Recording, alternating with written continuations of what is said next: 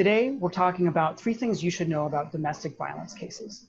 We're going to cover what domestic violence means, how the police treat these investigations differently, and what to expect at that first appearance in court.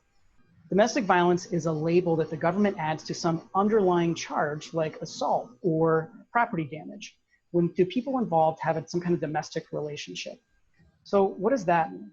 Well, in a nutshell, if the alleged victim is someone that you're related to by blood or marriage, they are someone who you've ever lived with, or someone you've ever had a dating relationship with, no matter how long ago, the government's going to add that label.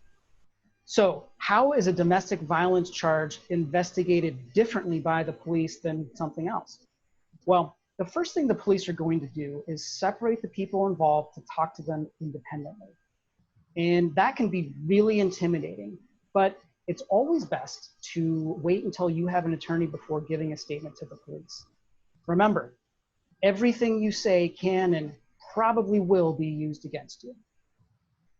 Now, if the police think that a crime has occurred, the law says that they have to arrest someone in a domestic violence investigation.